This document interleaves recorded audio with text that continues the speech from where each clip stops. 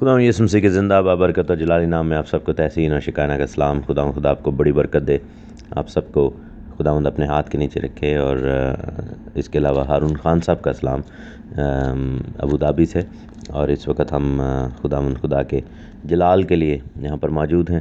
ہم خدا کی تعریف کرتے ہیں، اس بادشاہ کی تعریف کرتے ہیں جو ہمارا خالق اور مالک ہے اور چھڑانے والا بچانے والا خداوند زندہ خدا ہے۔ میرے عزیزو، خداوند یسوع مسیح کی آمد بڑی قریب ہے۔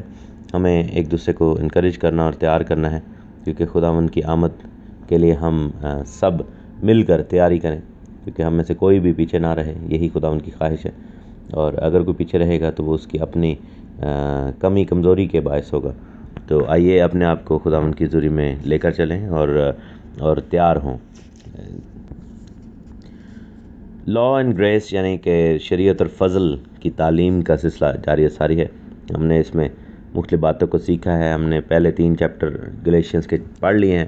اب جو نیکسٹ ہے چیپٹر 4 ہم اس کا آغاز کریں گے، اور اس کی پہلی 7 آیات کو ہم دیکھنے کی کوشش کریں گے۔ یہ ایک پیراگراف ہے، لکھا ہے کہ لیکن میں یہ کہتا ہوں کہ وارث جب تک بچہ ہے، اگر وہ سب کا مالک ہے، اس میں اور غلام میں کچھ فرق نہیں، بلکہ جو میعاد باپ نے مقرر کی اس وقت تک سرپرستوں اور مختاروں کے اختیار میں رہتا ہے۔ اسی طرح ہم بھی جب بچے تھے تو دنیاوی ابتدائی باتوں کے پابند ہو کر غلامی کی حالت میں رہے، لیکن جب وقت پورا ہو گیا تو خداوند نے اپنے بیٹے کو بھیجا جو عورت سے پیدا ہوا اور شریعت کے ماتحت پیدا ہوا، تاکہ شریعت کے ماتحتوں کو مول لے کر چھڑائے اور ہم کو لے پالک ہونے کا درجہ ملے۔ اور چونکہ تم بیٹے ہو، اس لیے خدا نے اپنے بیٹے کا روح ہمارے دلوں میں بھیجا، جو ابا یعنی اے باپ کہہ کر پکارتا ہے۔ بس اب تم غلام نہیں بلکہ بیٹے ہو، اور جب بیٹا ہوا تو خدا کے وسیلہ سے وارث بھی ہوا۔ آمین۔ اب ان آیات کو بیان کرنے سے پہلے لفظ لیکن پر غور کریں گے۔ لکھا ہے کہ لیکن میں یہ کہتا ہوں۔ اب لیکن سے مراد یہ ہے کہ اس نے پچھلے پیسج کو ساتھ میں جوڑا ہے، اور میں آپ کو پہلے بتاتا چلوں کہ جب یہ آیات لکھی جا رہی تھیں، جب خداوند کا کلام لکھا جا رہا تھا، تو پولس رسول نے ایسے نہیں کہا تھا کہ یہ میں نے 3 چیپٹر لکھ لیے، اب میں 4تھے چیپٹر کا آغاز کر رہا ہوں تو ساتھ میں نمبر 4 لکھا، اور اس طرح ایسے نہیں۔ یہ چیپٹر ڈویژنز جو ہیں بہت بعد میں آئی ہیں، تقریباً 11-12 صدیوں کے بعد مسیح سے آئیں، اور یہ چیپٹر ڈویژن اس طرح کریٹ کی گئیں۔ تو یہ ایک ہی پیراگراف پچھلے سے جڑا ہوا ہے۔ تو پچھلی لائن کیا ہے کہ اگر تم مسیح کے ہو تو ابراہیم کی نسل اور وعدہ کے مطابق وارث ہو، لیکن میں یہ کہتا ہوں کہ وارث جب تک بچہ ہے، اگرچہ وہ سب کا مالک ہے، اس میں اور غلام میں کچھ فرق نہیں۔ اب یہاں پر ہم نے یہ دیکھنا ہے کہ غلامی کس چیز کی ہے، ٹھیک ہے؟ غلامی کس چیز کی ہے، اس کے لیے میرے ساتھ دیکھیں یوحنا کی انجیل، اس کا 8واں باب اور اس کی 34ویں آیت۔ یوحنا 8:34 لکھا ہے کہ یسوع نے انہیں جواب میں دیا کہ میں تم سے سچ سچ کہتا ہوں کہ جو کوئی گناہ کرتا ہے وہ گناہ کا غلام ہے۔ یہاں پر شریعت کی غلامی نہیں بتائی جا رہی۔ لکھا ہے نا کہ جب تک جو میعاد باپ نے مقرر کی اس وقت تک سرپرستوں اور خود مختاروں کے اختیار میں رہتا ہے۔ اب شریعت کو سرپرست اور مختاروں کے اختیار، شریعت کو سرپرست اور مختار کا نام دیا گیا ہے، اور غلامی جو تھی وہ گناہ کی۔ لکھا ہے کہ اس طرح جب ہم بچے تھے تو دنیاوی ابتدائی باتوں کے پابند ہو کر غلامی کی حالت میں رہے، یعنی کہ ابتدائی باتیں جو تھی ہماری جو ہے وہ ضرورت رہیں۔ ابتدائی بات کیا ہے؟ ابتدائی بات یہ ہے کہ ہمیں جو ہے وہ نجات کی ضرورت ہے۔ ہمیں اوبیسلی ایک انسان جو ہے، ایک ایماندار ہے، اس کی زندگی میں سب سے پہلی ابتدائی بات کیا ہوتی ہے؟ توبہ کرو اور بپتسمہ لو، یعنی گناہ جو ہے وہ اس کو ڈیل کرنا ہے۔ تو ابتدائی بات کیا ہے؟ گناہ۔ تو ہم اسی کے پابند رہ کر، انہی چیزوں کے پابند رہ کر ہم جو ہے وہ ماتحتی میں رہے تھے، ٹھیک ہے؟ غلامی کی حالت میں رہے تھے۔ کس کی؟ استادوں کی ماتحتی میں، یعنی کہ سرپرست۔ خداوند نے شریعت اس لیے دی کہ وہ ہماری سرپرستی کرتی رہے، اور ہمیں اس اپنے ماتحت خداوند کی شریعت ہمیں رکھتی ہے، تاکہ ہم جو ہے اگر شریعت کے ماتحت رہیں تو پھر ہم گناہ میں نہ آگے بڑھیں، ٹھیک ہے؟ تو یہاں پر یہ خداوند کا بندہ کہنا چاہ رہا ہے کہ ہم گناہ کی غلامی میں ہیں۔ اب لکھا ہے نا کہ غلامی کی حالت میں رہے۔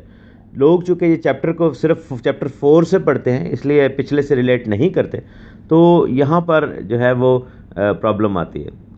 یہاں پر شریعت کی غلامی نہیں، شریعت نے ہمیں غلام نہیں بنایا، گناہ نے ہمیں غلام بنایا ہے۔ سو یہ چیز یاد رکھیں کہ غلام ہمیں گناہ نے بنایا ہے، شریعت نے ہمیں جو ہے وہ نگہبانی کرتی رہی ہے تاکہ ہم مزید غلامی میں نہ بڑھ جائیں، تاکہ ہم اور زیادہ غلام نہ ہو جائیں، ہم اور زیادہ آگے نہ اس چیز میں بڑھیں، اور شریعت ہمیں سرپرستی کرتی رہی اور شریعت ہمیں یہ سکھاتی رہی تاکہ ہم ان باتوں کے پابند رہیں۔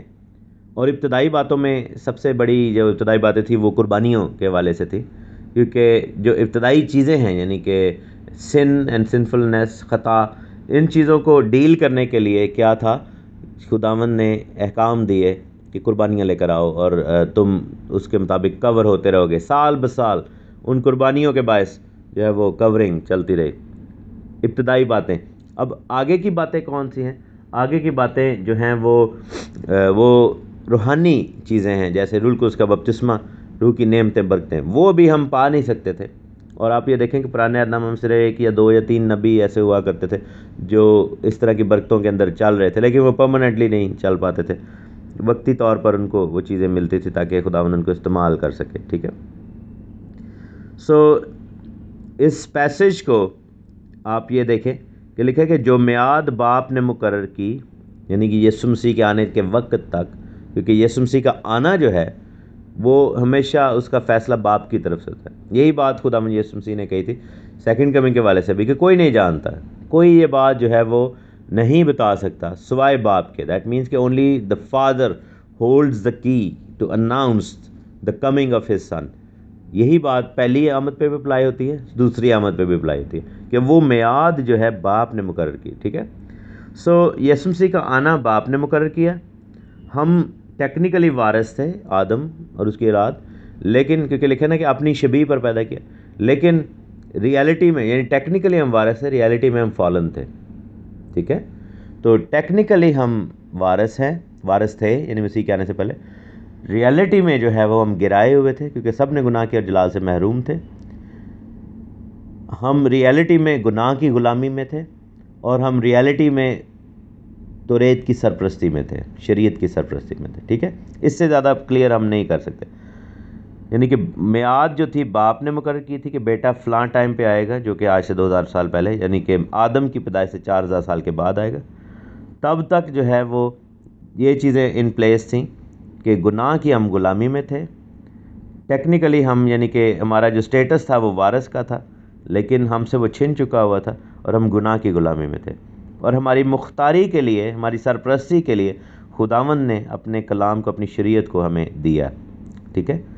اس حالت میں کیا ہوتا ہے کہ جب وقت پورا ہوا، کون سا وقت؟ جب میعاد باپ نے مقرر کی، تو خدا نے اپنے بیٹے کو بھیجا جو عورت سے پیدا ہوا، ٹھیک ہے، اور شریعت کے ماتحت پیدا ہوا۔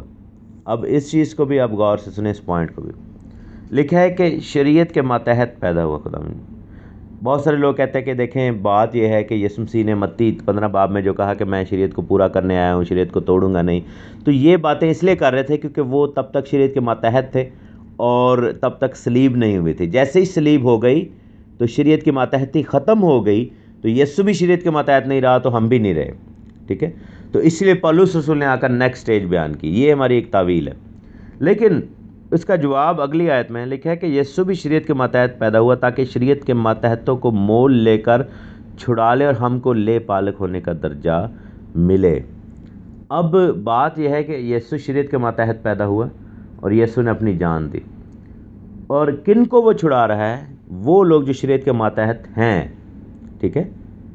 تو اگر ہم یہ کہتے ہیں کہ یسوع مسیح کی صلیب کے باعث شریعت ختم ہو گئی اور اب شریعت کے ماتحت رہے نہیں ہیں، اب ہم جب پیدا ہوتے ہیں تو ہم شریعت کے ماتحت نہیں ہوتے، تو پھر اگر ہم شریعت کے ماتحت نہیں ہوتے تو میرے عزیزو آپ کی اسٹیٹمنٹ کے مطابق ہمیں پھر نجات کی بھی ضرورت نہیں ہے، کیونکہ یسوع کا لہو، یسوع کی صلیب صرف ان لوگوں کے لیے جو شریعت کے ماتحت ہیں، کیونکہ اگر آپ شریعت کے ماتحت ہوں گے تو ہی آپ کو یہ احساس ہوگا کہ میں گناہ گار ہوں۔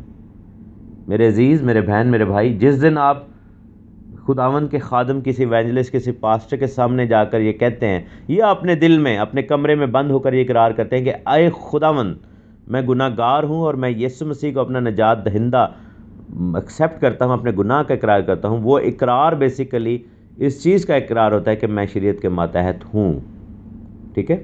کیونکہ آپ کو گناہ کے بارے میں کون بتا رہا ہے؟ اگر آپ کہہ رہے ہیں کہ میں گناہ گار ہوں، تو گناہ کیا چیز ہے؟ گناہ شریعت کی نفی ہے، گناہ شریعت کو توڑنا ہے۔ تو ٹیکنیکلی دوسرے الفاظ میں آپ یہ انڈائریکٹلی کہہ رہے ہوتے ہیں کہ اے خداوند میں تیری شریعت کو توڑ رہا ہوں، میں گناہ کی غلامی میں ہوں اور میں شریعت کے ماتحت ہوں۔ آپ کو نجات پانے کے لیے شریعت کے ماتحت ہونا ہی پڑے گا میرے عزیزو، کیونکہ اگر آپ نہیں ہوں گے تو پھر آپ کو نجات کی ضرورت ہی نہیں ہے۔ اور اگر آپ یہ کہتے ہیں کہ مجھے نجات کی ضرورت ہے تو دوسرے الفاظ میں آپ یہ کہہ رہے ہیں کہ میں شریعت کے ماتحت ہوں۔ یہی بات پولس رسول نے کہی کہ وہ شریعت کے ماتحت پیدا ہوا تاکہ شریعت کے ماتحتوں کو مول لے کر چھڑائے۔ ہم کہتے ہیں کہ یسوع نے ہمیں مول لے کر چھڑایا ہے، یسوع نے ہمارا فدیہ دیا ہے، یسوع کے خون نے ہمارے گناہ کی ساری قیمت ادا کی ہے، ٹھیک ہے؟ تو یہاں پر پولس رسول صاف الفاظ میں کہہ رہے ہیں کہ اس نے شریعت کے ماتحت لوگوں کو مول لے کر چھڑایا۔ تو پھر جب ہم شریعت کے ماتحت ہیں تو پھر ہم مانتے کیوں نہیں؟ یہ پرابلم پھر آتی ہے نا کہ ہم اپنے کلیسیاؤں میں، اپنے گھروں میں، اپنے دلوں میں یہ کیوں نہیں کہتے کہ ہم ایک ٹائم پہ کہہ رہے ہوتے ہیں کہ ہم ماتحت ہی نہیں ہیں شریعت، دوسرے ٹائم پہ ہم یہ کہہ رہے تھے یسوع نے ہمیں مول لے کر چھڑایا، تیسرے میں ہم کہہ رہے تھے ہمیں نجات کی ضرورت ہے، ہمیں ہر وقت توبہ کرنی چاہیے، ٹھیک ہے، ہر وقت ہمیں خداوند کے سامنے جھکنا چاہیے۔ تو پھر ہم اپنی ہی سٹیٹمنٹس کے اگینسٹ سٹیٹمنٹس دے رہے ہوتے ہیں۔ یہ کلام کی روح سے ٹھیک نہیں ہے۔ ہمیں اپنے آپ کو چیک کرنا ہوگا، ہمیں اپنے آپ کو دیکھنا ہوگا کہ ہم کیا کہہ رہے ہیں، ہم کیا بول رہے ہیں، اور خداوند خدا جو ہے وہ کیا کہنا چاہ رہا ہے۔ خدا کی مرضی یہ ہے کہ وہ ہمیں لے پالک ہونے کا درجہ، یعنی بیٹا ہونے کا درجہ واپس دے۔ دوسرے الفاظ میں شریعت کا مقصد یہ تھا، شریعت کے دیے جانے کا مقصد یہ تھا کہ مسیح کے آنے تک مسیح کی طرف اشارہ کرتی رہے کہ ہماری بیماری کا علاج جو ہے وہ مسیح میں ہے۔ جیسے میں نے آپ کو پہلے بھی کہا تھا کہ شریعت اس ڈاکٹر کی مانند ہے جس نے آپ کی بیماری کو تو ڈائیگنوز کیا ہے، جس نے آپ کو بتایا ہے کہ آپ کو کینسر ہے یا آپ کو یہ بیماری ہے، لیکن ساتھ میں آپ کو یہ بھی بتاتی ہے کہ اس کا علاج ابھی تک مارکیٹ میں نہیں ہے، لیکن فی الحال جب تک اس کا علاج نہیں آتا تب تک تم جو ہے یہ والی گولی کھاؤ۔ جیسے ڈائبٹیز کے لوگ ہیں، شوگر کے مریض جو ہیں، ان کو پتہ ہے کہ ان کی بیماری کا علاج ابھی تک نہیں آیا دنیا میں، تو وہ ان کو ایک گولی دیتے ہیں میٹفارمن کے نام سے، تو وہ ان کو کہتے ہیں یہ کھائیں، آپ ڈیلی کھائیں، صبح بھی کھائیں، شام بھی کھائیں، آپ کی شوگر کنٹرول میں رہے گی۔ لیکن وہ کنٹرول کرتی ہے، اس کو ختم نہیں کرتی۔ علاج بھی ڈاکٹر بتاتا ہے کہ علاج یہ ہے کہ آپ کو نیا پینکریاس چاہیے، ٹھیک ہے۔ شریعت بھی یہی بتاتی تھی کہ آپ کے دل کا ختنہ ہونا بڑا ضروری ہے، آپ کو نیا دل چاہیے، نئی نیچر چاہیے، خون بہانے میں جو ہے وہ معافی ہے۔ سارا کچھ نجات کا سارا بندوبست بتاتی ہے شریعت۔ پرابلم شریعت میں نہیں تھی، کمی شریعت میں نہیں تھی، کمی قربانیوں میں تھی، یعنی کہ جانوروں کی قربانیاں جو تھیں وہ آپ کو اس میٹفورمن کی طرح جو ہے وہ صرف وقتی کنٹرول دیتی تھی لیکن ریموول نہیں تھا۔ تو پھر خداوند یسوع مسیح آئے اور شریعت کے وسیلہ سے، دیکھیں نا کہ شریعت کے ماتحت ہو کر، تو خداوند یسوع مسیح کو بھی نجات دینے کے لیے شریعت کے ماتحت ہونا پڑا۔ تو اگر خداوند یسوع مسیح کو نجات دینے کے لیے ہمیں شریعت کے ماتحتی میں سے گزرنا پڑا تو ہمیں بھی نجات پانے کے لیے شریعت کی ماتحتی میں سے گزرنا ہوگا، ٹھیک ہے۔ یعنی کہ یسوع مسیح کے بارے میں بھی لکھا ہے کہ اس کو بھی شریعت کے ماتحت ہونا پڑا تاکہ وہ ہمیں نجات دے سکے۔ تو ہمیں بھی شریعت کے ماتحتی میں آنا پڑے گا تاکہ ہم نجات پا سکیں، کیونکہ خداوند یسوع مسیح شریعت کے ماتحت اس لیے ہوئے تاکہ ان تقاضوں کو پورا کر سکیں جو خدا کی شریعت میں لکھے ہوئے ہیں، اور ہم شریعت کے ماتحت اس لیے ہوتے ہیں کہ ہم اس ریمیڈی کو اپلائی کر سکیں جس کا شریعت میں ذکر ہے۔ میں یہ بات دوبارہ کروں گا تاکہ آپ کو سمجھ آ جائے۔ خداوند یسوع مسیح شریعت کے ماتحت اس لیے ہوئے تاکہ وہ ان تقاضوں کو پورا کر سکیں جو کہ نجات دینے کے لیے شریعت میں لکھے گئے تھے۔ ہم شریعت کے ماتحت اس لیے ہوتے ہیں تاکہ ہم اس ریمیڈی کو، اس علاج کو اپلائی کر سکیں یسوع مسیح کی صورت میں جو شریعت ہمیں بتاتی ہے۔ اسی سبب سے پھر لکھا ہے کہ ہم کو لے پالک ہونے کا درجہ ملا، یعنی آدم کو وہ وقار، وہ سٹیٹس جو ہے وہ واپس مل گیا جو کہ اس سے چھین لیا گیا تھا۔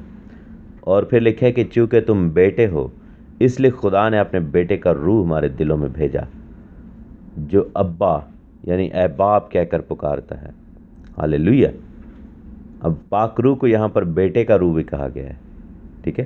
تو اس لیے کیونکہ وہ بیٹے کا روح ہے تو وہ ہمارے اندر جب ہوتا ہے تو جیسے بیٹا یعنی یسوع یہوہ پاک خدا کو ابا یعنی اے باپ کہہ کر پکارتا ہے آسمان میں، اسی طرح ہم بھی خداوند یسوع میں ہو کر اپنے باپ آسمانی کو ابا یعنی اے باپ کہہ کر پکار سکتے ہیں۔ پس لکھا ہے کہ اب تو غلام نہیں بلکہ بیٹا ہے۔ کس چیز کا غلام نہیں؟ گناہ کا غلام نہیں۔ شریعت نے ہمیں کبھی غلام نہیں بنایا میرے عزیزو، گناہ نے ہمیں غلام بنایا۔ شریعت نے ہمیں ہمیشہ آزادی کے بارے میں بتایا ہے، جس کو بادشاہی شریعت، آزادی کی شریعت کہا گیا ہے یعقوب کے خط میں۔ اب تو غلام نہیں گناہ کا، یہ شریعت کی بات نہیں ہو رہی، بلکہ بیٹا ہے۔ جب بیٹا ہوا تو خدا کے وسیلہ سے وارث بھی ہوا۔ وہی خدا جس کی شریعت ہے اس کے اب ہم وارث ہو گئے، تو اس کی شریعت اب ہم میں فلی اپلائی بھی ہوتی ہے اور کمپلیٹ بھی ہوتی ہے اور فلفل بھی ہوتی ہے۔ اس چیز کو یاد رکھیے کہ ہم خداوند خدا کے احکام کو مانیں گے تو اسی سے ثابت ہوگا کہ ہم اپنے باپ کے بیٹے ہیں۔ جس طرح یسوع مسیح نے کہا کہ جو کچھ میں اپنے باپ سے دیکھتا ہوں سنتا ہوں وہ میں کرتا ہوں، میں اپنے باپ پہ حکموں پر عمل کرتا ہوں، تم بھی ایسا ہی کرو۔ آئیے یسوع کی مانند بنے، جس طرح وہ بیٹا ہو کر باپ کے حکموں کو مانتا ہے، ہم بھی بیٹے بنیں اور باپ کے حکموں کو مانیں اور پھر اپنی زندگیوں سے خدا کے جلال کو ظاہر کریں۔ آمین۔ خداوند یسوع مسیح کے زندہ بابرکت اور جلالی نام میں آپ سب کو سلام۔ خداوند یسوع مسیح کا نام عزت اور جلال پائے۔ ہم خداوند کی تعریف کرتے ہیں، ستائش کرتے ہیں اور اپنے مبارک خداوند خدا کو یسوع مسیح ناصری کو مبارک کہتے ہیں۔ ڈیلی بریڈ کا سلسلہ جاری و ساری ہے، تو ریت اور فضل کی تعلیم جو ہے وہ ہم حاصل کر رہے ہیں اور اس بات میں بھی آگے بڑھ رہے ہیں کہ خداوند نے برکت کا دروازہ ہماری زندگیوں میں کھولا ہے اور ہم برکت پر برکت پاتے جا رہے ہیں۔ گلتیوں کا خط اس کا 4 باب اور اس کی 8ویں آیت پڑھیں گے، یہاں سے شروع کریں گے۔ لکھا ہے کہ لیکن اس وقت خداوند سے ناواقف ہو کر تم ان معبودوں کی غلامی میں تھے جو اپنی ذات سے خدا نہیں، مگر اب جو تم نے خدا کو پہچانا بلکہ خدا نے تم کو پہچانا، تو ان ضعیف اور نکمی ابتدائی باتوں کی غلامی ابتدائی باتوں کی طرف کس طرح پھر رجوع ہوتے ہو، جن کی دوبارہ غلامی کرنا چاہتے ہو۔ تم دنوں، مہینوں، مقررہ وقتوں، برسوں کو مانتے ہو۔ مجھے تمہاری بابت ڈر ہے، کہیں ایسا نہ ہو کہ جو محنت تم پر کی ہے وہ بے فائدہ ہو جائے۔ یہاں پر خداوند کا بندہ پالوس رسول نے یہاں پر یہ بات کی کہ ہم اور معبودوں کی غلامی میں تھے۔ اگین اس چیز کو اس نے کلیریفائی کیا ہے، جیسا ہم نے کل ہم نے پڑھا تھا، سنا تھا کہ غلامی جو ہے وہ انسان کے اندر جو غلامی ہے وہ گناہ کی غلامی ہے، شریعت کی غلامی نہیں۔ ہاں، شریعت نے اس غلامی کے بارے میں بتایا ہمیں کہ اب ہم غلام ہو گئے ہیں۔ شریعت نے ہمیں غلام بنایا نہیں ہے، شریعت نے ہمیں ہماری غلامی کو دکھایا ہے، لیکن آن دی ادر سائڈ ہمیں آزادی کے بارے میں بھی سکھایا، آزادی کے بارے میں بتایا کہ آزادی مل سکتی ہے، اور مسیح کی طرف پوائنٹ کیا، مسیح کی طرف اشارہ کیا۔ ہم خدا کا شکر کرتے ہیں، خداوند کی تعریف کرتے ہیں خدا کے کلام کے لیے۔ لیکن جب وہ کہتا ہے کہ اب جو تم نے خدا کو پہچانا بلکہ خدا نے تم کو پہچانا، تو ان ضعیف اور نکمی ابتدائی باتوں کی طرف کس طرح پھر رجوع ہوتے ہو، جن کی دوبارہ غلامی کرنا چاہتے ہو۔ اب یہ لوگ جو ہیں یا ہم سب جو ہیں، ہمیں جو سکھایا گیا وہ یہ تھا کہ یہ جو الفاظ ہیں کہ ضعیف اور نکمی ابتدائی باتوں کی طرف، یہ بیسیکلی شریعت کی پیروی کی بات ہو رہی ہے کہ شریعت کی پیروی جو تھی، یعنی خدا کے حکموں کو ماننا جو تھا، اور یہودی لوگ جو تھے وہ ضعیف اور نکمی اور ابتدائی باتیں یعنی شریعت، موسوی شریعت کو مانتے تھے۔ تو موسیٰ کی شریعت کو ماننا جو ہے وہ ضعیف ہے، وہ نکما ہے، وہ ابتدائی باتیں ہیں اور وہ ٹھیک نہیں ہے۔ حالانکہ ایسا نہیں ہے۔ پالوس رسول جہاں پر بات کر رہے ہیں گناہ کی، وہ خدا کے حکموں کی بات نہیں کر رہے، کیونکہ کہہ رہے ہیں ایک ہی آیت پیچھے کہہ رہے ہیں کہ تم ان معبودوں کی غلامی میں تھے۔ اور میرے عزیزو، موسیٰ کی شریعت نے کبھی بھی ہمیں کسی غیر معبود کے آگے جھکنے کی ترغیب نہیں دی۔ وہ ان کی بت پرستیوں کی بات کر رہے ہیں، کیونکہ بنی اسرائیل جو تھے انہوں نے خدا کے حکموں کو توڑا اور بت پرستی میں شامل ہو گئے، وہ بت پرستی کے اندر چلے گئے اور انہوں نے وہاں پر کیا کیا کہ وہاں پر انہوں نے خداوند کے حکموں سے دوری اختیار کی، اور یہی وہ دوری تھی جس کی وجہ سے وہ گناہ میں پڑے، جس کی وجہ سے وہ اسیری میں گئے اور لعنت میں گئے۔ اور پھر ایونچولی خدا نے انتظام کیا اپنے بیٹے خداوند یسوع مسیح کا، جس نے آ کر ہمیں اسیری سے چھڑایا، ہمیں موت کے بندنوں سے آزاد کیا، ہمیں بت پرستی سے، غلامی سے چھڑایا، گناہ کی غلامی سے چھڑایا۔ اب بت پرستی کی جہاں تک بات آتی ہے، دوسرے معبودوں کی غلامی، تو دوسرے معبود صرف اور صرف بت نہیں، بلکہ وہ تمام عناصر ہیں جو ہماری زندگی میں بت کا کردار ادا کرتے ہیں، تمام عناصر جو بت کا کردار ادا کرتے ہیں، جو خدا کی جگہ ہماری زندگی میں خدا کی جگہ لے لیتے ہیں، وہ بت پرستی کہلاتی ہے۔ اگر کوئی چیز ہمیں خدا کے پاس آنے سے روکتی ہے تو وہ بت ہے۔ اگر کوئی چیز ہمیں خدا کے قریب رہنے سے روکتی ہے تو وہ بت ہے۔ اگر کوئی چیز جو ہے وہ برائی کی طرف راغب کرتی ہے تو وہ بت ہے، ایز لانگ ایز کہ ہم اس کی سنیں اور مانیں تو وہ بت ہے، وہ برائی ہے، وہ بت ہے۔ اور یہی چیز پالوس رسول کہہ رہے ہیں، وہ گناہ کی زندگی کو بت پرستی کہہ رہے ہیں، کیونکہ اوبیسلی بت پرستی جو ہے وہ روحانی حرام کاری ہے، اور یہی چیز پالوس رسول یہاں پر سکھانے اور بتانے کی کوشش کر رہے ہیں کہ یہ بت ہے، یہ سب کچھ جو ہے وہ بت ہیں جب ہم ان چیزوں کے پیچھے پڑتے ہیں۔ اور یہی بات وہ کر رہے ہیں کہ کیا تم واپس ان چیزوں کی طرف جانا چاہتے ہو؟ کیسے واپس جانا چاہ رہے تھے وہ؟ کیونکہ انہوں نے یہ قصد کیا تھا کہ ہم انسان کی بنائی ہوئی تعلیم کے مطابق ختنہ جو ہے وہ کریں گے۔ جب ہم ابتدائی باتوں کو سامنے رکھتے ہیں تو ابتدائی باتیں وہ ہیں جنہوں نے مسیح کے آنے سے پہلے ہماری زندگی میں گھیرا کیے رکھا۔ ہماری زندگی میں مسیح کی آمد سے پہلے وہ باتیں جو ہماری زندگی میں ہمیں مسیح کے پاس آنے سے روکتی تھیں، اور یہی وہ ابتدائی باتیں ہیں جن کی طرف پالوس رسول اشارہ کر رہے ہیں، کیونکہ انہوں نے قصد یہ کیا کہ انسانی باتوں کو، انسانی روایات کو سامنے رکھتے ہوئے نجات کی ریکوائرمنٹ کے طور پر وہ ختنہ کو پیش کریں گے۔ اور یہ ابتدائی باتیں تھیں جن کا پالوس رسول نے ذکر کیا کہ تم ان چکروں میں کیوں پڑ رہے ہو، تم اپنے آپ کو کیوں جو ہے وہ ان زیادتیوں میں ڈال رہے ہو۔ خداوند خدا کا کلام جو ہے وہ ہمیں یہ سکھاتا ہے کہ نجات جو ہے وہ ایمان سے ہے۔ اب یہاں پر ایک سیکنڈ کے لیے بھی یہ ڈسکشن نہیں ہو رہی کہ ہمیں شریعت کو نہیں ماننا چاہیے، یہ تو غلط بات ہے، ایسا نہیں کرنا چاہیے۔ یہاں پر جو سیدھی بات ہو رہی ہے وہ یہ بات ہو رہی ہے کہ ہمیں جو ہے وہ ان بت پرستیوں میں، ان غلامیوں میں واپس نہیں جانا جو لوگوں نے ہم پر مسلط کی تھی، اور خدا کا کلام جو ہے وہ ہمیں سکھاتا ہے۔ اور پھر لکھا ہے کہ تم کیوں دوبارہ غلامی میں جانا چاہتے ہو؟ تم دنوں اور مہینوں اور مقررہ وقتوں اور برسوں کو مانتے ہو۔ اب یہاں پر پالوس رسول یہ نہیں کہہ رہے کہ وہ تم غلط کرتے ہو ان چیزوں کو مان کر، جیسا کہ میں کلسیوں کے خط میں آپ کو لے کر جاتا ہوں۔ کلسیوں کے نام کا خط ہم دیکھیں گے، اور کلسیوں کے خط میں ہم دوسرے باب کی 16ویں آیت میں جائیں گے۔ کولوسینس یعنی کلسیوں کا خط، دوسرا باب اور اس کی 16ویں آیت، اور اس میں ہم جا کر دیکھیں گے کہ کس طرح پالوس رسول جو ہیں وہ بتاتے ہیں۔ لکھے کہ پس کھانے پینے یا عید یا نئے چاند یا سبت کی بابت کوئی تم پر الزام نہ لگائے، کیونکہ یہ آنے والی چیزوں کا سایہ ہیں، مگر اصل چیزیں مسیح کی ہیں۔ کیا کہتے ہیں کہ پس کھانے پینے یا عید یا نئے چاند یا سبت کی بابت کوئی تم پر الزام نہ لگائے، کیونکہ یہ آنے والی چیزوں کا سایہ ہیں، مگر اصل چیزیں مسیح کی ہیں۔ ہم خدا کا شکر کرتے ہیں اس بات کے لیے۔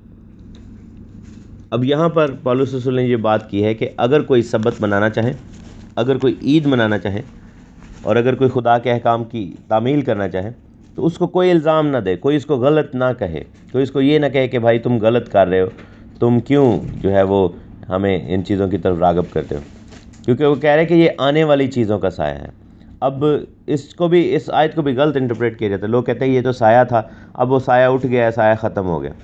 لیکن میرے عزیزو، پالوس رسول نے کہا ہے کہ آنے والی چیزوں کا، یہ نہیں کہا کہ آ چکی چیزوں کا، کیونکہ ہم یہی کہتے ہیں کہ دیکھیں وہ پالوس نے کہا یہ آنے والی چیزوں کا سایہ تھا تو اب وہ سایہ جو ہے وہ ختم نہیں، پالوس نے کہا کہ یہ آنے والی چیزوں کا سایہ ہے، یہ نہیں کہا کہ وہ تھا۔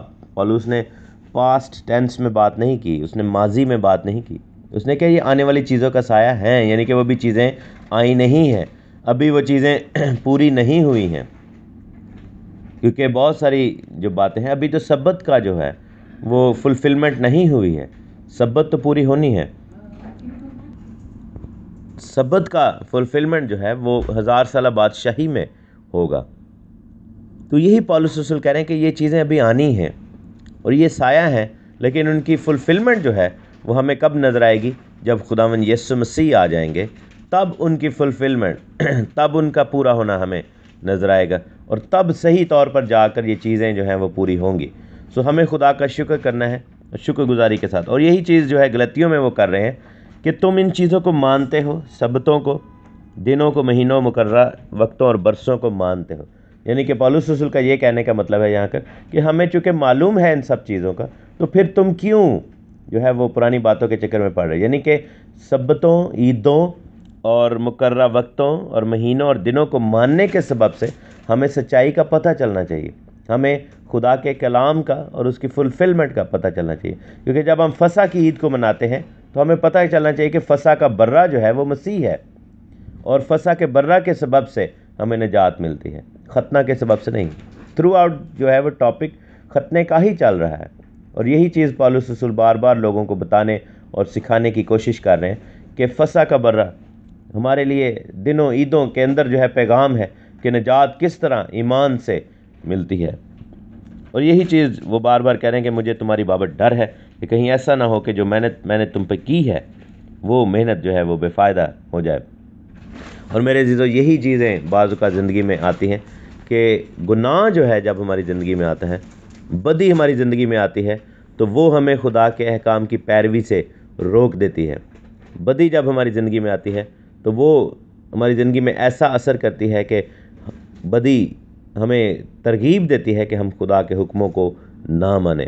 بدی ہمیں یعنی کہ یہ سکھاتی ہے، گناہ جو ہے وہ ہمیں اس چیز کے بارے میں سکھاتا ہے کہ ہم خدا کے حکموں کو نہ مانیں، اپنی زندگیاں خداوند کو نہ دیں، اور جب ہم نجات پا چکتے ہیں اور پھر ہم خدا کے حکموں کو نہیں مانتے تو اس کا نقصان کیا ہوتا ہے کہ ہم شریعت کو توڑنا شروع کر دیں، اور شریعت کو توڑتے ہیں تو واپس وہ لعنتیں ہماری زندگی میں آنا شروع ہو جاتی ہیں، جو لعنتیں خداوند یسوع مسیح نے صلیب پر اٹھا لیں، اور وہ لعنتیں جو خداوند یسوع مسیح نے صلیب پر لے کر ہماری زندگیوں کو جو ہے وہ آزاد کیا ہے، وہ لعنتیں واپس ہماری زندگیوں میں آنا شروع ہو جاتے ہیں جب ہم خدا کی شریعت کے منکر ہو جاتے ہیں، جب ہم اپنی زندگیوں سے خدا کو جلال دینا بند کر دیتے ہیں، جب ہم جو ہے یہ کہتے ہیں کہ اب ہمیں ان باتوں پر عمل کرنا ضروری نہیں ہے، کیونکہ کیا اس کا نقصان ہوتا ہے کہ بائی ڈیفالٹ ہم خدا کے حکموں کو، خدا کی شریعت کو توڑنا شروع کر دیتے ہیں۔ اور یہی چیز جو ہے وہ یوحنا رسول کہتا ہے کہ حکم عدولی کیا ہے، اور جو گناہ کیا ہے، گناہ حکم عدولی ہے۔ گناہ جو ہے وہ خدا کے حکموں کو، خدا کی شریعت کو ریجیکٹ کرنا گناہ ہے۔ یہی چیز وہ جو ہے وہ گلیشینز میں، غلطیوں کے خط میں پالوس رسول کہتا ہے کہ ہمیں جو ہے وہ ایک سیٹ اپ کریٹ کرنا پڑے گا، ہمیں اپنی زندگی میں دیکھنا پڑے گا کہ ہمیں خدا کے حکموں کو کیسے ماننا ہے، اور ہمیں یہ دیکھنا پڑے گا کہ ہمیں کیا نجات کے لیے کرنا ضروری ہے۔ سو خدا کے حکموں کو ماننا ایک علیحدہ چیز ہے، اور نجات پانا اور راست بازی حاصل کرنا ایک علیحدہ چیز ہے۔ یہی چیز وہ ڈفرینشیٹ کرنا چاہ رہے ہیں کہ راست بازی جو ہے وہ ایمان سے آتی ہے، اور نیکی، پاکیزگی جو ہے وہ خدا کے حکموں کو ماننے کے سبب سے ہماری زندگیوں میں آتی ہے۔ اور خداوند خدا جو ہے وہ یہ کام ہماری زندگیوں میں دیکھنا چاہتا ہے۔ خداوند خدا چاہتا ہے کہ ہم فرما بردار بنیں، کیونکہ جب ہم فرما بردار بنیں گے تو ہم جو ہے وہ پھر خداوند کی حضوری میں برکت پائیں گے، تب ہم خداوند کی حضوری میں برکت پائیں گے، اور پھر ابلیس کا جو ہے ہمارے اوپر کوئی اختیار نہیں رہے گا۔ ابلیس جو ہے وہ ہمارے اوپر اختیار نہ رکھنے کے سبب سے اس کا قبضہ جو ہے وہ چھوٹ جائے گا، اور ہمارے خلاف جو ہے ابلیس کے کام جو ہیں وہ ضائع ہو جائیں گے، زائل ہو جائیں گے۔ ہم خداوند کا شکر کرتے ہیں اس بات کے لیے کہ یسوع مسیح ناصری میں یہ برکت ہمیں میسر ہے۔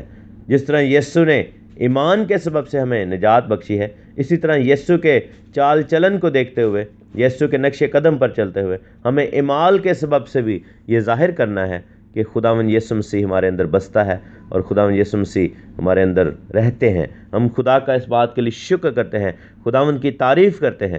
جلال مسیح کا ہو جس نے ہمیں اپنی برکتوں سے، لازوال برکتوں سے مالا مال کیا ہے، جس نے ہمیں دیا ہے اور ہم نے لیا ہے خداوند سے، اور خداوند کا نام جو ہے وہ ہماری زندگیوں میں بڑھتا چلا جائے، کیونکہ خداوند خدا وہیں پر اپنا ڈیرا لگاتا ہے جہاں پر جہاں پر تابع داری ہوگی، خدا وہیں پر اپنے لوگوں کو بلیس کرتا ہے جہاں پر نیکوکاری ہوگی، اور ہم خدا کا شکر کرتے ہیں کہ خدا نے ہمیں تابع داری کی روح بخشی ہے۔ میرے عزیزو، خدا نے جب اپنے احکام دیے تھے تو خدا نے اس کے پیچھے ایک ہی شرط رکھی تھی کہ کیا تم یہ کرو گے، یعنی کیا تم تابع دار رہو گے۔ اور ہمیں جو ہے اس چیز کے لیے خداوند کے ذریعے میں آ کر یہ اقرار کرنا ہوگا، اور ہمیں کہنا ہوگا کہ ہاں خداوند ہم تابع دار ہوں گے، ہاں خداوند ہم جو ہے یہ تیرے حکموں کو مانیں گے اور اپنی زندگیوں سے تیرے نام کے جلال کو ظاہر کریں گے، کیونکہ خداوند خدا چاہتا ہے کہ ہماری زندگیاں اس کے حکم کے مطابق بسر ہوں۔ یسوع مسیح کے نام کی جے ہو، آمین۔ خداوند یسوع مسیح کے زندہ بابرکت اور جلالی نام میں آپ سب کو تحسین اور شکایانہ کا سلام۔ خداوند خدا کو جلال ملے، سارا جلال یسوع نام کو ملے، ساری تعظیم یسوع نام کی ہو۔ ہم خداوند کے کلام میں سے توریت اور فضل یعنی شریعت اور فضل کے بارے میں سیکھ رہے ہیں، اور ہم نے غلطیوں کی کتاب اس کے چوتھے باب کی 11ویں آیت تک پڑھ لیا ہے، ہم پڑھ چکے ہیں۔ آج جو ہے ہم 12 سے لے کر آیت نمبر 12 سے لے کر ہم 20 تک پڑھیں گے۔ پولس رسول کہتے ہیں کہ اے بھائیو، میں تمہاری منت کرتا ہوں کہ میری مانند ہو جاؤ، کیونکہ میں بھی تمہاری مانند ہوں۔ تم نے میرا کچھ بگاڑا نہیں، بلکہ تم جانتے ہو کہ میں نے پہلی دفعہ جسم کی کمزوری کے سبب سے تم کو خوشخبری سنائی تھی، اور تم نے میری اس جسمانی حالت کو جو تمہاری آزمائش کا باعث تھی نہ حقیر جانا، نہ اس سے نفرت کی، اور خدا کے فرشتہ بلکہ یسوع کی مانند مجھے مان لیا۔ بس تمہارا وہ خوشی منانا کہاں گیا؟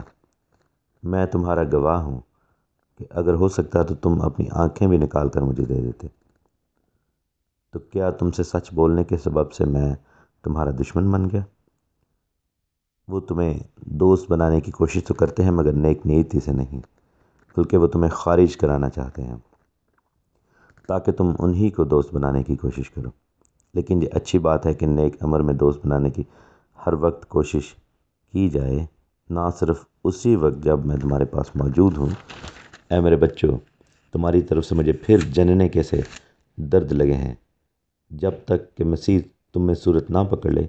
جی چاہتا ہے کہ اب تمہارے پاس موجود ہو کر اور طرح سے بولوں، کیونکہ مجھے تمہاری طرف سے شبہ ہے۔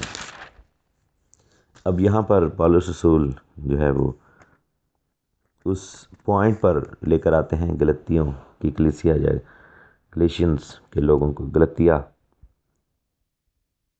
کے لوگوں کو، جب پولس رسول نے ان کو انجیل کی منادی کی تھی۔ اگین بات یاد رکھیں کہ ٹاپک کیا ہے۔ ٹاپک یہ ہے کہ ختنہ جو ہے وہ نجات کا باعث نہیں ہو سکتا، ایمان لانا نجات کا باعث ہے۔ اب سچویشن کچھ ایسی ہوئی ہے کہ کلیسیا کے اندر کچھ ایسے لوگ اٹھے جنہوں نے آ کر ایسی منادی کی، اور یہ وہ لوگ تھے جو فریسیوں میں سے ایمان لے کر آئے تھے، اور انہوں نے آ کر منادی کی کہ ختنہ جو ہے وہ کروایا جائے، ورنہ نجات نہیں پائیں گے۔ لیکن کچھ سال، مہینے، کچھ عرصہ پہلے پولس رسول نے آ کر جب ان میں منادی کی تھی، پولس رسول نے ان کو یہی بتایا تھا کہ نجات پانے کے لیے ختنے کی ضرورت نہیں ہے، ہر چند کے بعد میں زندگی میں یہ چیز ہو سکتی ہے، لیکن نجات کا اس سے کوئی تعلق نہیں ہے۔ اور جیسے ہم بھی سارے بلیو کرتے ہیں کہ بہت سارے احکام ایسے ہیں جن کا نجات سے کوئی تعلق نہیں ہے۔ تو پولس رسول یہ کہہ رہے ہیں کہ جب میں نے پہلی دفعہ تمہارے ساتھ بات کی تھی تو میری جسم کی کمزوری کے سبب سے میں نے تم کو خوشخبری سنائی تھی۔ اس میں بہت ساری چیزیں شامل ہیں، یعنی کہ پال فزیکلی بھی ویک تھے، پولس رسول، اور ان کے ساتھ مار پیٹ بھی کافی دفعہ ہوئی ہیں۔ آپ کو پتہ ہونا چاہیے کہ پولس رسول کو بہت دفعہ ستایا گیا، بینت لگائے گئے، مارا گیا، اور کوڑے کھائے۔ میں پڑھ دیتا ہوں 2 کرنتھیوں اس کا 11واں باب، 2 کرنتھیوں اس کا 11واں باب اور اس کی 23ویں آیت۔ لکھا ہے کہ کیا وہی مسیح کے خادم ہیں؟ میرا یہ کہنا دیوانگی ہے۔ میں زیادہ تر ہوں، محنتوں میں، قید میں زیادہ، کوڑے کھانے میں حد سے زیادہ، بارہا موت کے خطروں میں رہا۔ میں نے یہودیوں سے 5 بار ایک کم 40 کوڑے کھائے۔ اب یہ دیکھیں کہ یسوع مسیح کو ایک دفعہ ایک کم 40 کوڑے لگے تھے۔ اب یہاں پر یہ نہیں کہ پالوس کو زیادہ دفعہ لگے ہیں تو وہ زیادہ بڑا نہیں، مقصد یہ ہے کہ مسیح کے نقش قدم پر وہ چلا، اور 5 دفعہ پالوس رسول کو ایک کم 40 کوڑے لگے، 3 بار بینت لگے، 1 بار سنسار کیا گیا، 3 مرتبہ جہاز ٹوٹنے کی بلا میں پڑا، 1 رات دن سمندر میں کاٹا، 12 سفر میں، دریاؤں کے خطروں میں، ڈاکوؤں کے خطروں میں، اپنی قوم سے خطروں میں، غیر قوموں سے خطروں میں، شہر کے خطروں میں، بیابان کے خطروں میں، سمندر کے خطروں میں، جھوٹے بھائیوں کے خطروں میں، محنت اور مشقت میں، 12 بیداری کی حالت میں، بھوک اور پیاس کی مصیبت میں، 12 فاقہ کشی میں، سردی اور ننگے پن کی حالت میں رہا ہوں۔ اب یہاں پر پولس رسول جو ہے وہ بتاتے ہیں کہ کس طرح انہوں نے جو خدمت کی ہے اس کے اندر کیا مصیبتیں اور پرسیکیوشنز ان کو دیکھنے کو ملی۔ یہی ریزن تھا کہ ان کی چال میں اور ان کے باڈی میں پرماننٹ ڈیفیکٹس جو ہے وہ آ گئے تھے۔ یہ خیال کیا جاتا ہے کہ ان کی ریڑھ کی ہڈی جو ہے وہ بینت لگنے سے اور اتنی دفعہ کوڑے لگنے سے ڈیمیج ہو گئی تھی، اور وہ ٹیڑھا ہو کر پولس رسول چلتے تھے، سیدھا ہو کر نہیں چل پاتے تھے۔ اور اسی کو انہوں نے کہا تھا نا کہ ایک کانٹا ہے جو مجھے چبو دیا گیا ہے تاکہ میں پھول نہ جاؤں مکاشفہ کی زیادتی کے سبب سے۔ اور دوسرا ایک اور بھی ریزن تھا کہ پولس رسول رائٹر بہت زبردست تھے، بائبل یہ بتاتے، لیکن ساتھ میں بائبل یہ بھی بتاتی ہے کہ پولس رسول اسپیکر اتنے اچھے نہیں تھے۔ برناباس آن دی ادر سائڈ بہت بڑا پریچر تھا، بہت ہی زبردست طریقے سے وہ پریچ کرتا تھا۔ تو اور پھر ساتھ میں اور چیزیں بھی اس میں شامل تھیں، اور پولس رسول نے یہی کہا کہ میں نے اپنی جسمانی کمزوری کے سبب سے تم کو خوشخبری سنائی، اپنی جسمانی کمزوری میں ہوتے ہوئے، اور ان لوگوں نے ایکسیپٹ کیا اس چیز کو، کیونکہ ان کے نزدیک جو ہے وہ پریچر جو ہے اس کا امیج ڈیفرنٹ ہونا چاہیے، ریبائی کا۔ آج کل بھی یہی ہوتا ہے کہ جو پریچر ہے اگر وہ اس کے لباس بیچارے کا غریبوں والا ہو، یا اس کو اگر بولنا نہیں صحیح طریقے سے آتا، اور چیزیں ایسی اس کے اندر ہیں جو کہ اس کی جو ظاہری امیج ہے وہ ان ٹی وی والے پریچروں پر نہیں اترتا، یا وہ سادہ لباس ہے، سادہ گفتار میں ہے، تو لوگ جو ہیں اس کو سیریسلی نہیں لیتے، اور اگر کوئی بہت زیادہ لشکاروں والا ہوگا تو لوگ اس کو سیریسلی لیں گے۔ لیکن یہاں پر کہتا ہے کہ تم نے نہ مجھے حقیر جانا، نہ نفرت کی، بلکہ خداوند کے فرشتہ بلکہ یسوع مسیح کی مانند مجھے مان لیا۔ اب کیا ہوا ہے کہ اور لکھے کہ تمہارا وہ خوشی منانا کہاں گیا؟ میں تمہارا گواہ ہوں کہ اگر ہو سکتا تھا تو میرے اپنی آنکھیں بھی نکال کر مجھے دے دیتے۔ یعنی کہ اتنا زیادہ جب گاسپل کا کام ہوا وہاں پر، انجیل کی منادی کا کام ہوا ہے، تو اتنا زیادہ لوگوں نے خوشی منائی اس وقت، اور اتنا زیادہ پولس کو رسپانس اور پیار ملا کہ پولس رسول بڑے حیران تھے، اور ایسا کہ مثلا جیسے کہتے ہیں کہ لوگوں کے اتنا پیار تھا کہ جیسے وہ اپنے ہاتھ کاٹ کے دے دیں گے، اپنی آنکھیں نکال کے دے دیں گے، مطلب اتنا زیادہ انہوں نے شکر ادا کیا پولس کا بھی اور خدا کا بھی کہ خدا نے پولس رسول کو وہاں پر بھیجا۔ لیکن اب سچویشن کیا ہو گئی ہے؟ اب سچویشن یہ ہوئی ہے کہ جب باہر سے کچھ بھائی آئے اور انہوں نے آ کر وہاں پر ایسی منادی شروع کی، تو لوگ جو ہیں وہ ریاکاری میں پڑ گئے۔ لوگ جو تھے وہ دوہری زندگی گزارنا شروع کر دی، جیسے پطرس نے کیا، جیسے برناباس نے کیا، اور ہم دیکھتے ہیں کہ کس طرح پولس رسول نے برناباس اور پطرس کو بھی جو ہے وہ ڈانٹا، اور حالانکہ پطرس بہت زیادہ سینئر رسول ہیں پولس سے، لیکن یہاں پر سینیارٹی کا چکر نہیں تھا، یہاں پر جو تھی بات اصول کی تھی اور خدا کی تعلیم کی بات تھی۔ اور پطرس رسول نے بھی آگے سے غصہ نہیں کیا، پطرس رسول نے اس چیز کو سمجھا اور ایکسیپٹ کیا، لیکن یہاں پر ہم دیکھتے ہیں کہ وہ جو گروپ ہے انہوں نے آ کر کام کیا کیا ہے، لکھا ہے کہ وہ تمہیں دوست بنانے کی کوشش کرتے ہیں مگر نیک نیت سے نہیں، کیونکہ وہ تمہیں خارج کرانا چاہتے ہیں۔ آج بھی کلیسیاؤں میں ایسا ہوتا ہے کہ لوگ کیا کرتے ہیں، پارٹی بازی بناتے ہیں۔ لوگ کہتے ہیں اچھا جی میری یہ بات ہے، یہ جی خدا نے مجھ پر ریویل کی ہے، اور وہ بڑے پیشنیٹ ہو جاتے ہیں اس بارے میں، کہتے ہیں جی بس سن، سارے چپ ہو جائیں، پادری صاحب بھی چپ ہو جائیں، یہ والی بات لوگوں کو بتائی جائے، کیونکہ مجھے یہ ملی ہے، میں نے یہ بات ریسیو کیا خدا سے، میری بھی کوئی اہمیت ہے۔ اور اگر وہ بات تعلیمی طور پر ٹھیک نہ ہو، یا اس میں کوئی ایسی بات ہو، یا خدا کی طرف سے نہ ہو کیونکہ اگر وہ تعلیمی طور پر ٹھیک نہیں ہے تو خدا کی طرف سے نہیں ہے، تو کیا ہوتا ہے کہ لوگ جو ہیں وہ ایک دم اپسیٹ ہو جاتے ہیں کہ جی میری بات کو اتنا زیادہ اہمیت کیوں نہیں دی گئی، اور پھر کیا ہوتا ہے کہ وہ گروپ بنا لیتے ہیں، دوست بناتے ہیں، اس کے اپنے خاص ایک پارٹی بنا لیتے ہیں کلیسیا کے اندر ہی، اور بہت دفعہ ایسا کلیسیاؤں میں ہوا، اور وہ ایک اپنا دھڑا بنا لیتے ہیں، گروپ بنا لیتے ہیں، تاکہ پریشر ڈالا جائے پادری کے اوپر، تاکہ جو ہے وہ دوسرے لوگ جو کہ ان کے ساتھ اگری نہیں کرتے ان پہ ایک پریشر ڈالا جائے، اور تھریٹ کیا جاتا ہے کہ جی آپ اگر ہماری باتیں نہیں مانیں گے ہم چرچ ہی چھوڑ کے چلے جائیں گے، ہم یہ کر دیں گے، ہم آپ کو نکال دیں گے، اس طرح۔ تو اس میں کیا ہوتا ہے کہ کلیسیا کے اندر ایک ٹینشن کریٹ ہوئی ہوتی ہے، جس کو نا اتفاقی کی بدرو کہا جا سکتا ہے، یعنی کہ ڈس یونٹی کی، اور یونائٹ لوگ نہیں رہنا چاہتے، لیکن وہاں پر یہی ہوا۔ پالوس رسول کہتے ہیں کہ انہوں نے تمہیں دوست بنایا ہے لیکن نیک نیتی سے نہیں، وہ تمہیں خارج کروانا چاہتے ہیں، وہ تمہیں ایمان سے باہر نکال کر لے جائیں گے۔ اپنی تعلیم کو چیک کرو، اور یہی اصلاح آج بھی ہمیں لینی ہے کہ آیا کلیسیا میں ہم کسی ایسے دھڑے کا حصہ تو نہیں ہے؟ آیا ہم جب جاتے ہیں تو وہاں پر ہمارے جانے کے سبب سے دراڑ تو نہیں پڑتی؟ خداوند کا کلام کیسے سنایا جا رہا ہے، اور اس میں ہم کیسے مددگار ہیں؟ اور یہی پالوس رسول جہاں پر کہہ رہے ہیں، یہ جو پیراگراف ہے اس میں یہ تعلیم دی جا رہی ہے۔ پہلے وہ غلط تعلیم کو ٹیکل کر رہے تھے، اب ان کے غلط انداز کو ٹیکل کر رہے ہیں۔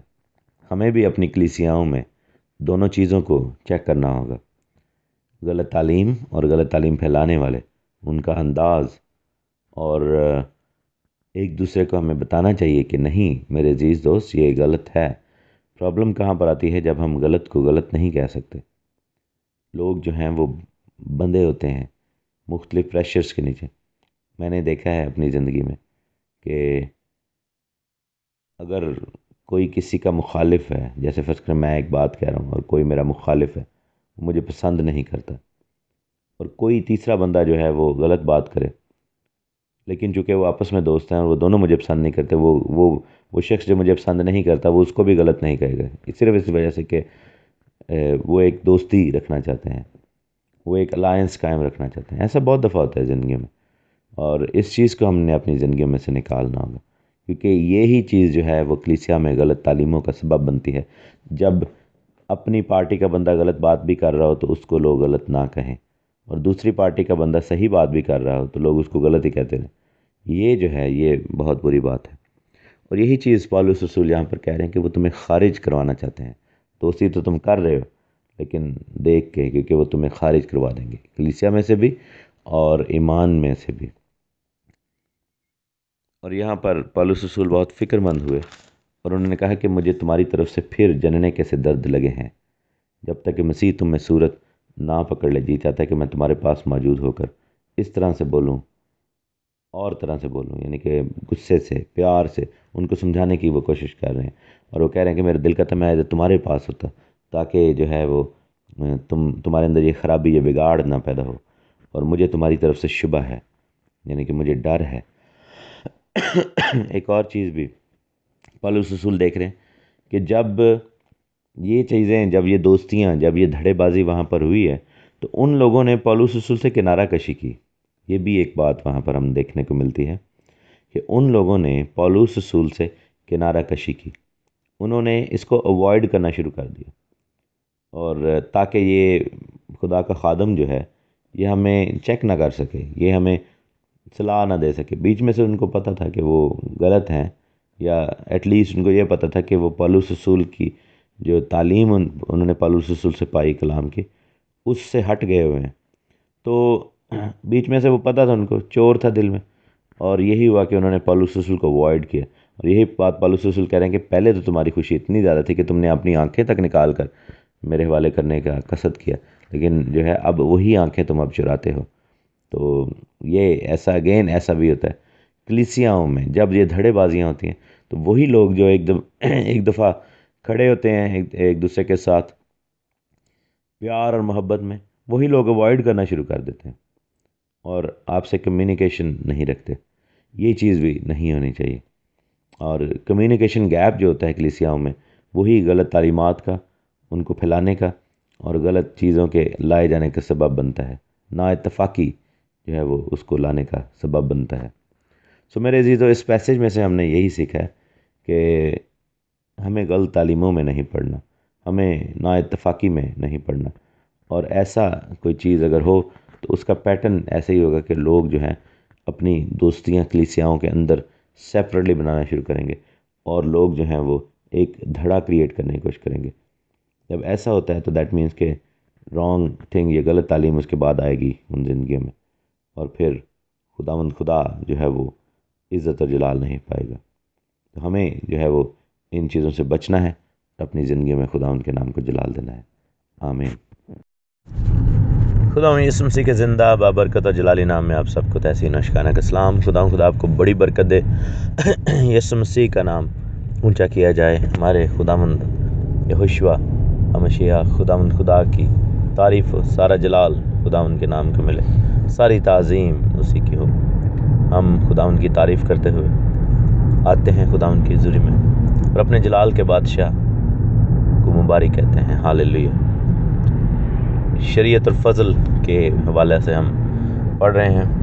کل کے میسیج کو بھی لوگوں نے سراہا، اس کے لیے میں مشکور ہوں. اور ایک بہن نے سوال کیا کہ بالکل ٹھیک ہے، چرچز میں پارٹی بازی وغیرہ ہوتی ہے، اور جو چرچ کے ممبران ہیں وہ یہ انیشیٹ کئی دفعہ کرتے ہیں، لیکن کئی دفعہ ایسے بھی ہوتا ہے کہ پاسبان بھی جو ہیں وہ ایسا انیشیٹ کر دیتے ہیں، اسپیشلی جب پاسبانوں میں ہٹ درمی یا غرور آ جائے. بالکل یہ میں نے صرف ممبران کی بات نہیں کی تھی، میں نے اوور آل بات کی تھی کہ کلیسیاؤں میں دھڑے بازی جو ہے وہ بن جاتی ہے، اسپیشلی جب فوکس کلام نہ ہو، فوکس اپنی ذات ہو.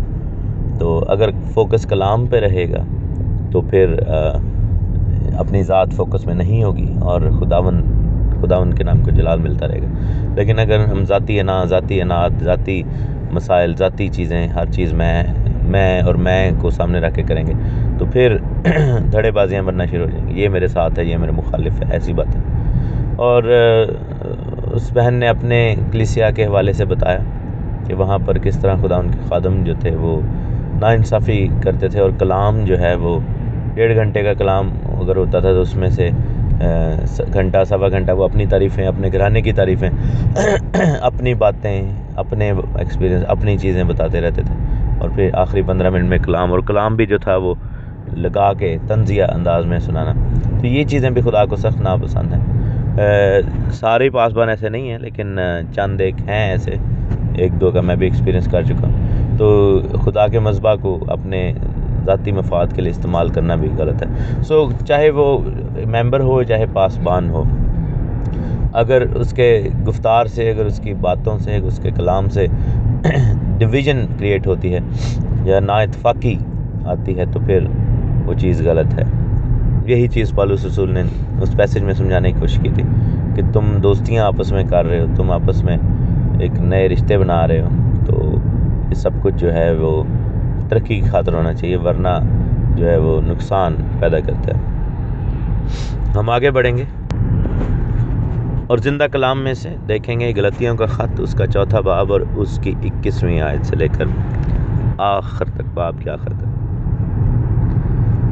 لکھا ہے کہ مجھ سے کہو تو، یعنی کہ پولس نے یہی شکایت کی کہ اس نے لوگوں نے سے بات کرنا بند کر دیا تھا، اوائڈ کر رہے تھے اس کو، جیسے میں نے کل بھی بتایا، کیونکہ بیچ میں سے ان کو پتا تھا کہ یہ اس کی تعلیم کے، پالوس رسول اور بائبل کی تعلیم کے منافی چیزیں ہو رہی ہیں، لیکن پھر بھی وہ صرف اس وجہ سے کہ وہ ذرا انفلوئنشل قسم کے بندے آئے ہوئے تھے، پاورفل فیریسی آئے ہوئے تھے، تو لوگ ان کے پیچھے چلے گئے۔ دیکھیں کہ تم جو شریعت کے ماتحت ہونا چاہتے ہو، کیا شریعت کی بات کو نہیں سنتے؟ اب یہاں پر پالوس رسول نے یہ جو بات کی ہے کہ شریعت کے ماتحت ہونا چاہتے ہو، یہ کس سینس میں بات کی ہے؟ اس کا ذکر جو ہے اگلی آیتوں میں ملے گا۔ شریعت کے پابند ہونا ایک فرق بات ہے، شریعت کے ماتحت ہونا ایک فرق بات۔ جیسے پیچھے بھی ہم نے پڑھا کہ ماتحتی غلامی جو ہے وہ ایک فرق چیز ہے، اس کی پابندی ایک فرق چیز ہے۔ کیا شریعت کی بات کو نہیں سنتے؟ یہ لکھا ہے کہ ابراہیم کے 2 بیٹے تھے، ایک لونڈی سے دوسرا آزاد سے، مگر لونڈی کا بیٹا جسمانی طور پر اور آزاد کا بیٹا وعدہ کے سبب سے پیدا ہوا۔ ان باتوں میں تمثیل پائی جاتی ہے، اس لیے کہ یہ عورتیں گویا 2 عہد ہیں، ایک کوہ سینا پر کا ہے جس سے غلام ہی پیدا ہوتے ہیں، اور وہ ہاجرہ ہے۔ ہاجرہ عرب کا کوہ سینا ہے، اور موجودہ یروشلم اس کا جواب ہے، کیونکہ وہ اپنے لڑکوں سمیت غلامی میں ہے، مگر عالم بارہ کی یروشلم آزاد ہے، وہی ہماری ماں ہے، کیونکہ لکھا ہے کہ اے بانج، تو نے جس کی اولاد نہیں ہوتی خوشی منا، تو جو درد ذیل سے ناواقف ہے آواز بلند کر کے چلا، کیونکہ بے کس چھوڑی ہوئی کی اولاد شوہر والی کی اولاد سے زیادہ ہوگی۔ ویسے بھائیو، ہم اسحاق کی طرح وعدہ کے فرزند ہیں، جیسے اس وقت جسمانی پیدائش والا روحانی پیدائش والے کو ستاتا تھا، ویسے ہی اب بھی ہوتا ہے۔ مگر کتاب مقدس کیا کہتی ہے کہ یہ کہ لونڈی اور اس کے بیٹے کو نکال دے، کیونکہ لونڈی کا بیٹا آزاد کے بیٹے کے ساتھ ہرگز وارث نہ ہوگا۔ بس اے بھائیو، ہم لونڈی کے فرزند نہیں بلکہ آزاد کے ہیں، مسیح نے ہمیں آزاد رہنے کے لیے آزاد کیا ہے، بس قائم رہو اور دوبارہ غلامی کے جوئے میں نہ جتو۔ آمین۔ اب اگین یہ جو پیسج ہے اس کو آن اٹس اون پڑھا جائے تو یہی امپریشن آتا ہے کہ پالوس رسول شاید شریعت کو غلامی کہہ رہے ہیں، پالوس رسول کوہ سینا کے اوپر جو عہد کیا گیا اس کو غلامی کہہ رہے ہیں، اور مسیحیوں کو آزاد کہہ رہے ہیں، یہودیوں کو غلام کہہ رہے ہیں۔ حالانکہ ایسا نہیں ہے، یہاں پر مسیحی اور یہودی کی بحث نہیں ہو رہی، یہاں پر نجات یافتہ اور غیر نجات یافتہ کی بحث ہو رہی ہے، جسمانی اور روحانی کی بحث ہو رہی ہے۔ اور جیسا کہ ہم نے پہلے پڑھا جب انہوں نے کہا کہ تم شریعت کے ماتحت ہونا چاہتے ہو، اب بات اگین آتی ہے، کیونکہ ہم 5ویں باب میں جب ہم پڑھیں تو ختنہ جو ہے وہ ٹاپک پھر وہی چیز بار بار پولس ریپیٹ کر۔ اب یہاں پر شریعت کے ماتحت ہونے سے مراد پولس رسول کی یہ ہے کہ جن احکام کو ہمیں جو ہے وہ جن کا نجات سے کوئی تعلق نہیں ہے، ان کو آپ نجات کے اندر کیوں گھسیٹ رہے ہیں، نجات کی بات میں کیوں شامل کرنا چاہتے ہیں؟ اور جو احکام مسیح کے خون کے سبب سے اب ہمیں نہیں منانے کی ضرورت، ان احکام کو ری انسٹیٹ کر کے ایسے کیوں کیا جا رہا ہے؟ حالانکہ ہم ان احکام کو مناتے ہیں لیکن ہم روحانی طور پر اپناتے ہیں۔ ایک زمانہ تھا جب لوگ جو ہے وہ شام کی قربانی کے لیے برہ یا بکرا لایا کرتے تھے، لیکن اب ہے کہ ہمارا ہاتھوں کا اٹھانا جو ہے وہ شام کی قربانی کے برابر ہے۔ جویں قربانی شامہ دی ہوگے، ہاتھ چک دیتوں منگا دعا، یہی ہم کہتے ہیں، یہی ہم گاتے ہیں۔ ایک زمانہ تھا جب بخور دان میں بخور ڈال کر لوگ لاتے تھے تاکہ جو ہے وہ قربانی کے طور پر پیش کیے جائے، لیکن اب ہمارا گیتوں کا گانا بجانا، ہماری آوازیں، ہماری دعائیں، جیسا مکاشفہ کی کتاب میں لکھا ہے کہ بخور کی مانند ہوتی ہیں۔ سو ہم کام وہی کر رہے ہیں لیکن ہمارا طریقہ کار بدل گیا ہے، اب ہم جسمانی نہیں روحانی طور پر وہ کر رہے ہیں، اور مسیح کے اندر ہو کر وہ کر رہے ہیں۔ اب یہاں پر جو 2 لفظ ہیں ان پر غور کریں کہ لونڈی کا بیٹا جسمانی طور پر پیدا ہوا تھا اور آزاد کا بیٹا وعدہ کے سبب سے پیدا ہوا تھا۔ سو پہلے جسمانی آتا ہے پھر روحانی آتا ہے۔ اس کی مثال آپ کو ملے گی تھرو آؤٹ دا بائبل۔ قائن جو ہے وہ جسمانی یعنی کہ گناہ آلود نیچر، گناہ آلود زندگی کی تمثیل ہے، اور حابل جو ہے وہ نجات یافتہ زندگی کی تمثیل ہے۔ اس کے ساتھ ہم دیکھتے ہیں کہ دنیا کے جو لوگ نوح کے دور میں تھے وہ گناہ آلود زندگی کی تمثیل ہیں، اور نوح جو تھا وہ نجات یافتہ زندگی کی تمثیل تھا۔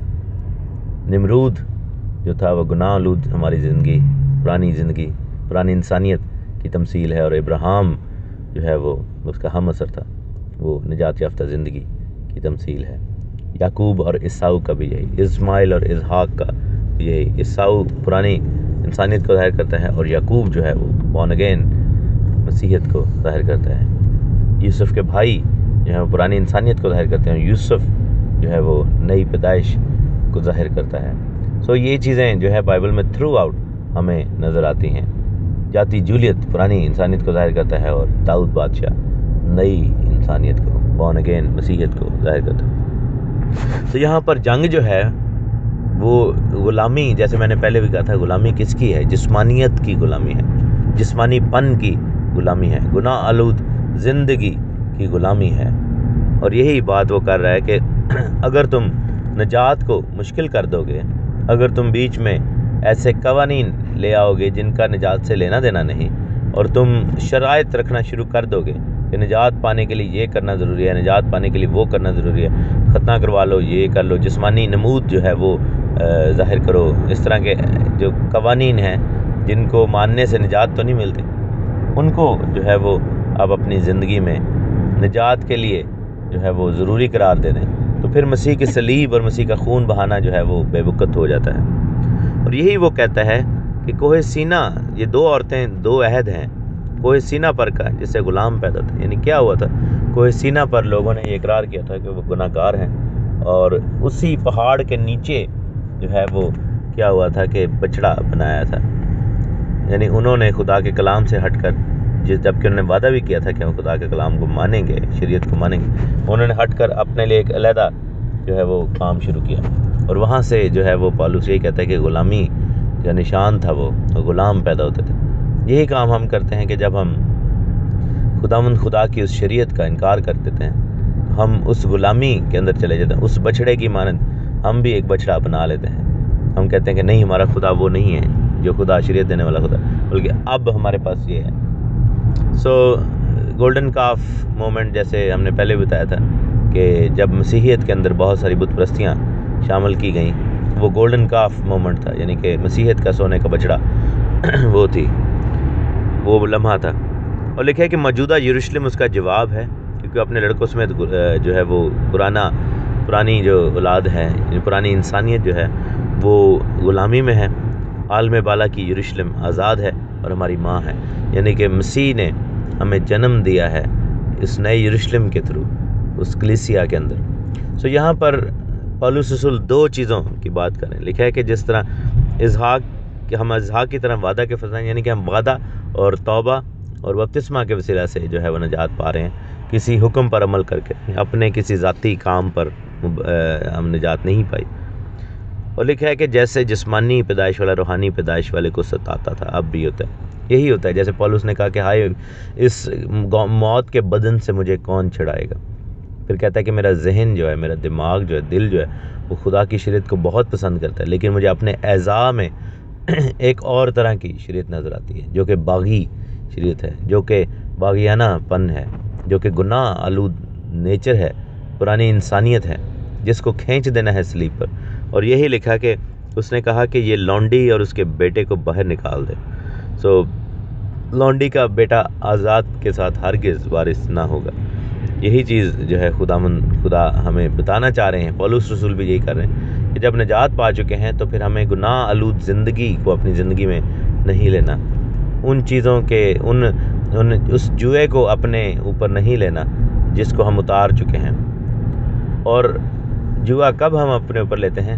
جب ہم نجات کے دروازہ لوگوں پر بند کرنا شروع کر دیتے ہیں، جب ہم لوگوں کو ان چیزوں کا پابند بنانا شروع کر دیتے ہیں نجات کے لیے جس سے خداوند یسوع مسیح نے ہمیں آزاد کیا ہے۔ تو خداوند یسوع مسیح نے اور پولس رسول نے یہ آ کر ہمیں یعنی کہ یہ باتیں سکھائیں، اور باقی رسولوں نے بھی، کیونکہ رسولوں کے باقی جو خطوط ہیں ان کو پڑھیں تو ہمیں اعمال اور ایمان کا فرق جو ہے فار سالویشن، یعنی کہ اعمال جو ہے نجات پانے کے لیے بے فائدہ ہے، اس کا کوئی فائدہ نہیں ہے۔ ایمان جو ہے وہ نجات پانے کے لیے ہوتا ہے، لیکن جب نجات یافتہ زندگی کا آغاز ہو جاتا ہے تب اعمال جو ہیں ہمارے وہ کام آتے ہیں۔ کیسے؟ ہمیں روحانی طور پر مضبوط کرنے میں، کیونکہ تب ہم اگر گناہ کو اوائڈ کرتے ہیں تو اس سے کیا ہوتا ہے کہ ہماری زندگی پاکیزگی کی ڈگر پر چلتی ہے، کیونکہ جیسے ہی ہم حکموں کو توڑیں گے ہم ناپاکی کے اندر جائیں گے، اور وہی بات آ جاتی ہے کہ جو صلیب سکی نجات کے بعد جو ہے عبرانیوں کے خط میں لکھا ہے، جو نجات پانے کے بعد گناہ کرتا ہے دوبارہ گناہ میں چلا جاتا ہے، وہ مسیح کو اعلانیہ ذلیل کرتا ہے، مسیح کی صلیب کو اعلانیہ ذلیل کرتا ہے۔ ایسے ہی لکھا ہے، یہی الفاظ لکھے ہیں، اگر آپ نے نہیں پڑھے اور آپ کو یہ بڑے سخت الفاظ لگے ہیں تو معافی، لیکن یہ کلام میں لکھا ہوا، میں نے نہیں ایسے کہا۔ خدا کا کلام یہ کہتا ہے کہ ہم اپنے خداوند کی بے عزتی کرتے ہیں اگر ہم گناہ کے جوا میں دوبارہ جتنا چاہتے ہیں۔ یہاں پر شریعت کی بات نہیں ہو رہی، یہاں پر گناہ آلود نیچر کی بات ہو رہی ہے کہ آپ یہ دیکھیں کہ اگر آپ کہتے ہیں کہ شخص کا ختنہ نہیں ہوا اور یہ اب گناہ، یعنی اس نے نجات ہی نہیں پائی، لوگوں کو یہی کہا جا رہا ہے کہ اب تم نے نجات نہیں پائی، اور کوئی اگر ایکسیپٹ کر لیتا ہے کہ ہاں میں نے تو نجات پائی ہی نہیں، میں تو یہ سمجھ رہا تھا کہ میں نجات یافتہ ہوں، تو میں دوبارہ، تو یہی پولس کہہ رہے ہیں کہ کیا تم واپس غلامی کے جوئے میں جتنا چاہتے ہو؟ کیا تم واپس جو ہے تم اس جوئے میں جانا چاہتے ہو؟ کون سے جوئے میں؟ گناہ کے جوئے میں۔ شریعت کو یہاں پر غلامی نہیں کہا گیا، بس یہ ہے کہ ان کاموں کی وجہ سے، ان ریسٹرکشنز کی وجہ سے جو ان لوگوں نے آ کر، ان استادوں نے آ کر لگائیں، تو لیکن خداوند کا شکر ہو کہ تب وہاں پر یعقوب جیسے لوگ موجود تھے، جو یعقوب رسول جیسے، پطرس اور پالوس جیسے، کہ جنہوں نے آ کر صحیح تعلیم جو ہے نجات کے بارے میں، جو صحیح باتیں ہیں وہ ہم سب تک پہنچائیں، اور جس کی وجہ سے یہ چیز ڈیفائن ہوئی ہے ہمارے حق میں۔ لیکن آن دی ادر سائڈ ایک اور بھی پرابلم ہے کہ لوگوں نے پولس رسول کی تعلیمات کو الٹ بیان کیا ہے، الٹ سمجھا ہے، الٹ خود بھی سمجھا، الٹ دوسروں کو بھی سمجھا، اور لوگوں نے آل ٹوگیدر وہی کام کیا جس سے وہ پولس اور پطرس اور باقی لوگ ہمیں منع کر رہے تھے، یعنی خدا کے حکموں کو نکال باہر پھینکا، حالانکہ اس سوچ کو نکال باہر پھینکنا تھا جو کہ سوچ اس وقت کے فریسیوں کی جانب سے آئی تھی۔ خداوند خدا آپ کو بڑی برکت دے اپنی زندگیوں میں، خداوند خدا جو ہے وہ آپ کی زندگی میں آپ کے ساتھ ہو، اور آئیے خداوند کے احکام کی پابندی دیانتداری کے ساتھ کریں، لیکن کسی بھی حکم کو مانتے وقت یہ نہ سوچیں کہ اس سے مجھے شاید راست بازی یا نجات ملتی ہے۔ ایسا نہیں ہے، نجات صرف اور صرف خداوند یسوع کے لہو میں ہے۔ ہاں، فرما برداری کے طور پر ضرور کریں، اور خداوند خدا آپ کو برکت دے گا اس سے، اور آپ کی عمر زمین پر دراز ہوگی۔ یسوع نام کی جے ہو، آمین۔